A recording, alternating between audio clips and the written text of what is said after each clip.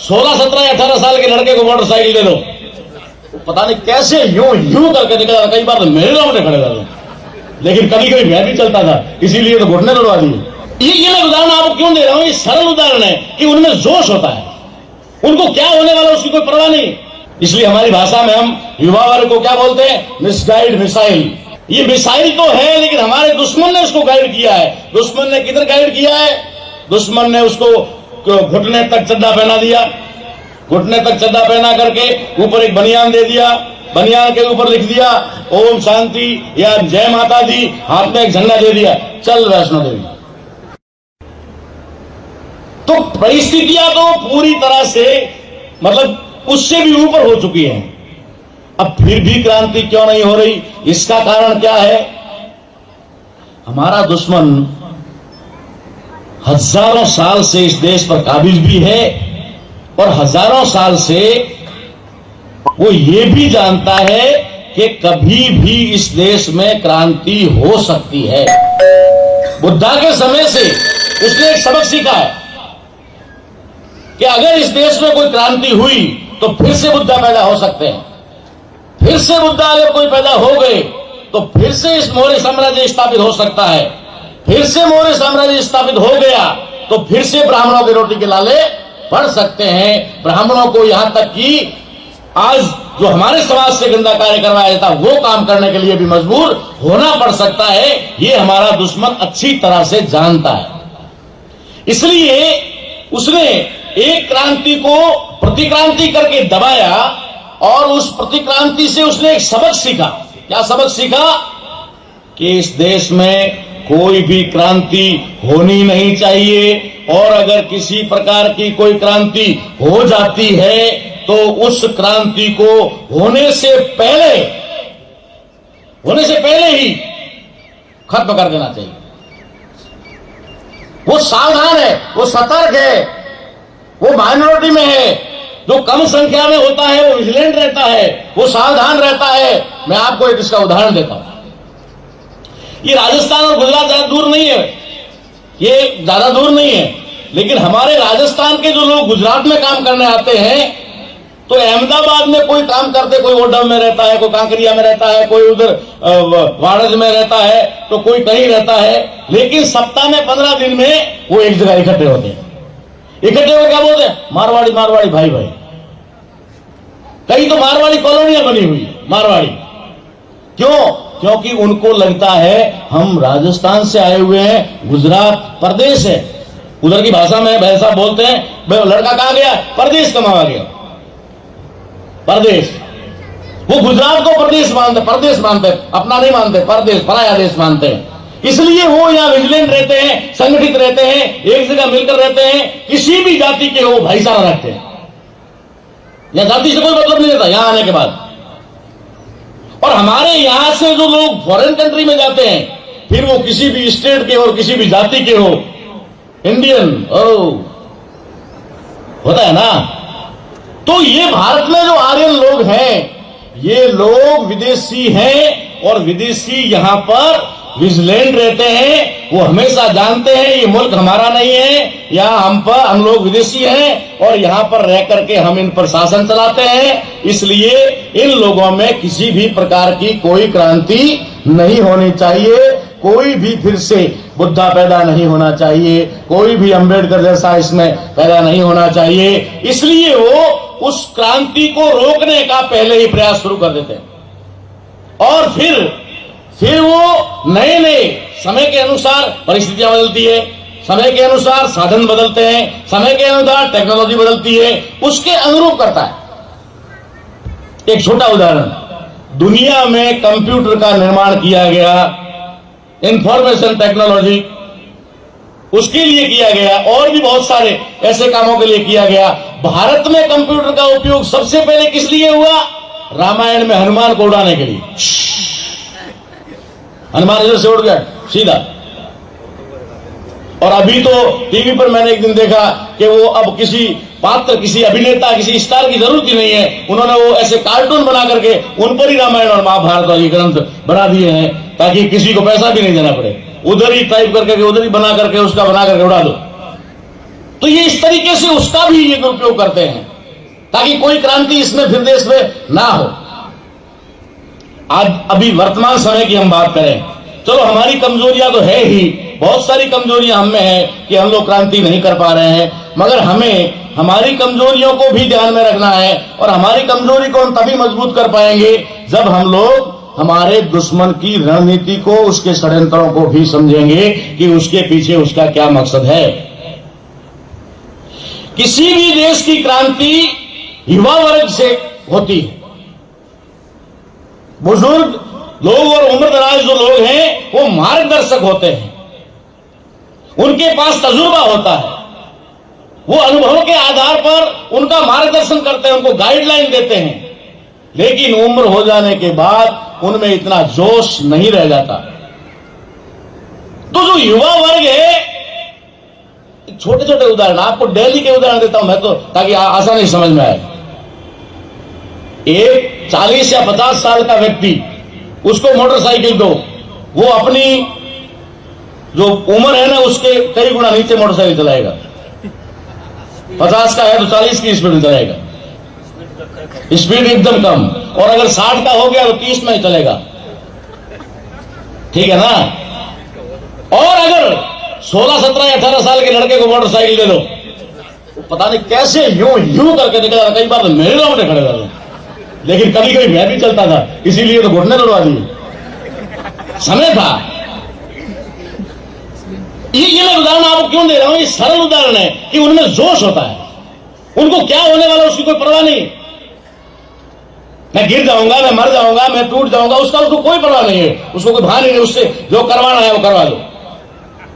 इसलिए हमारी भाषा में हम युवा वर्ग को क्या बोलते हैं? Misguide missile. यह है तो मिसाइल, मगर हमारे दुश्मन ने उसको मिसगाइड करके रखा हुआ है। ये मिसगाइड मिसाइल है, ये मिसाइल तो है, लेकिन हमारे दुश्मन ने उसको गाइड किया है। दुश्मन ने किधर गाइड किया है?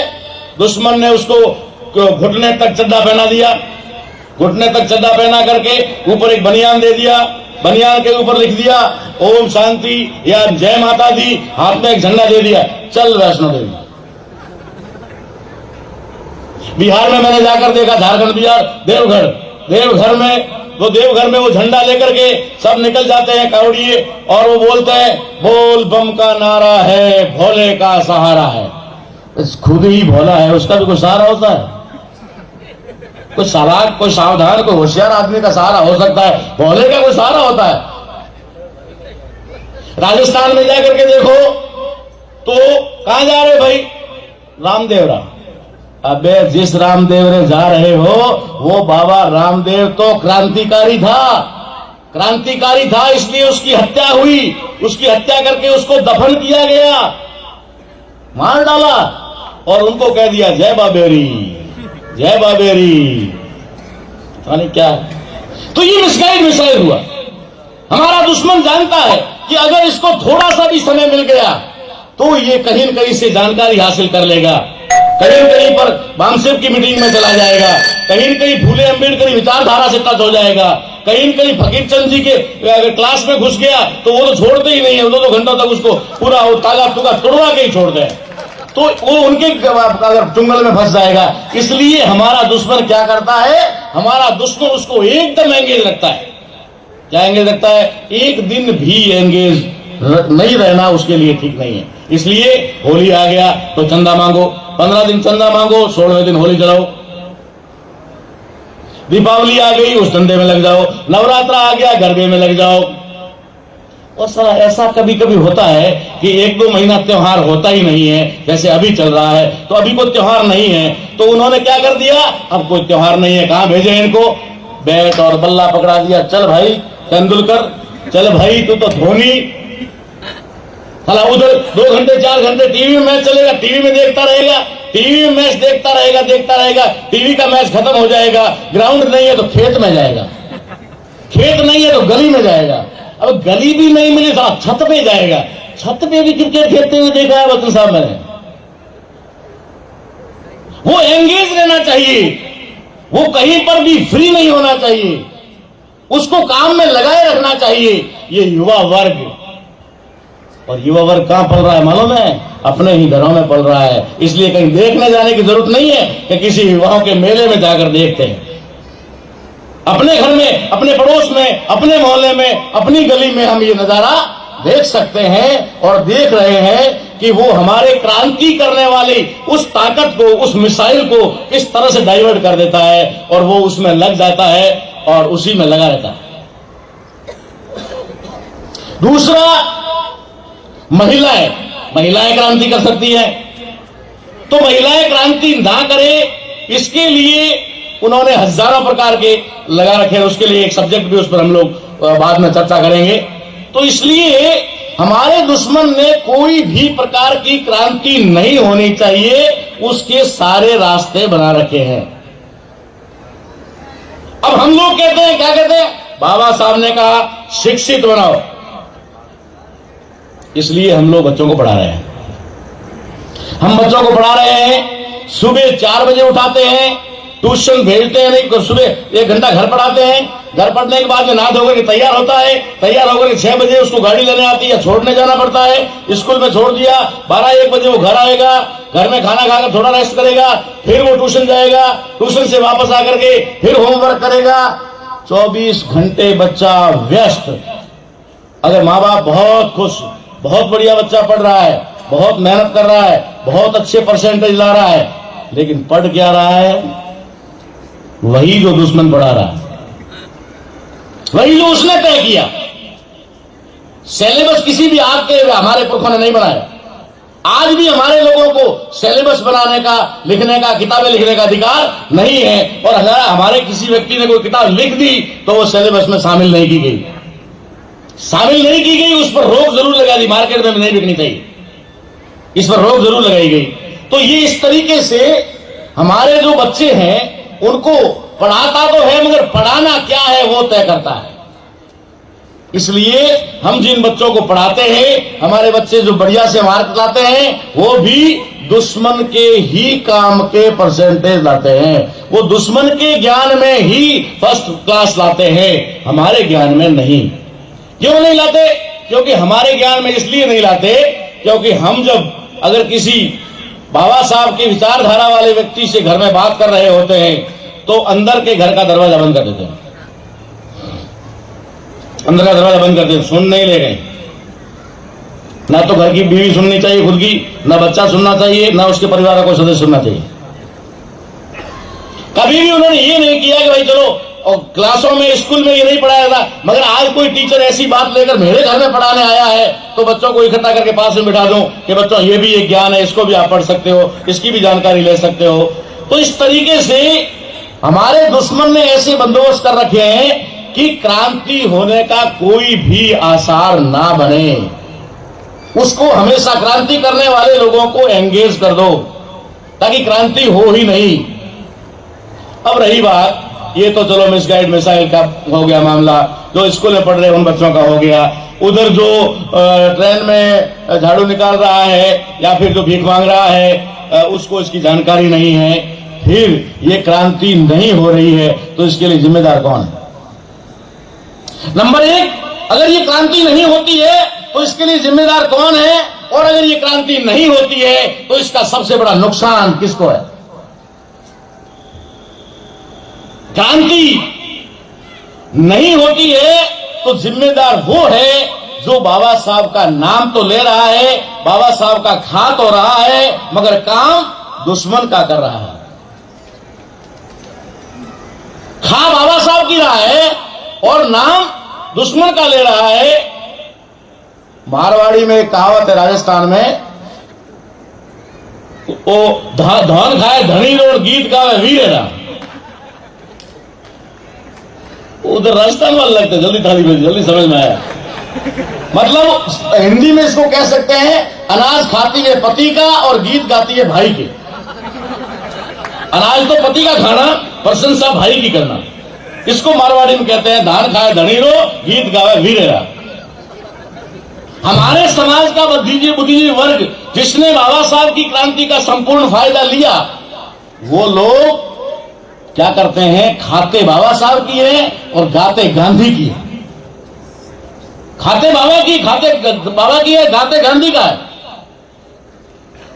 और यही बात यहां बार बार आ रही है कि हम लोग हमारे स्वयं में भी परिवर्तन नहीं लाते, अंतर चेंज नहीं लाते, तो हम लोग दूसरों को क्या चेंज करेंगे, क्या परिवर्तन लाएंगे। इसलिए अगर कोई जिम्मेवार है, क्रांति नहीं हो इसका कोई जिम्मेवार है, तो हमारे दुश्मन के बाद दूसरे नंबर पे हमारा पढ़ा लिखा बुद्धिजीवी वर्ग जिम्मेदार है, जो या तो जानकारी लेना नहीं चाहता और या जानकारी है तो वो किसी और को देना नहीं चाहता। अरे बहुत सारे लोगों को ये देखा है, बताता कुछ नहीं है, फिर भी क्या कहता है, ओ बाबा साहब के बारे में मैंने बहुत पढ़ा है, बाबा साहब के बारे में बहुत जानता हूं। पूछते कुछ बता दो लोगों को, क्यों बताऊं? क्योंकि बताऊंगा तो ये भी जानकार हो जाएगा, ये भी जानकार हो जाएगा तो मेरे से आगे बढ़ जाएगा, मेरे से आगे बढ़ जाएगा तो मुझे कोई नहीं पूछेगा। अभी यहीं पर बात चल रही थी थोड़ी सी पहले कि पहले अनिल साहब जैसे वक्ताओं को समय नहीं दिया जाता था। क्यों? क्योंकि मालूम था कि कोई जनता में लोकप्रिय हो जाएगा, अगर जनता में उसकी आवाज चली जाएगी तो वो लोग उसकी तरफ हो जाएंगे, तो हमारा पत्ता कट जाएगा। जय बोल मूल निवासी, जय भीम, जय मूल निवासी, जय भारत, जय संविधान।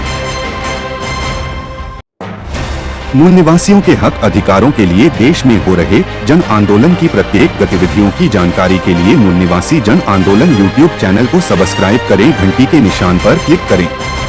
वीडियो को ज्यादा से ज्यादा लोगों तक पहुंचाने के लिए वीडियो पर लाइक, शेयर और कमेंट भी जरूर करें। धन्यवाद।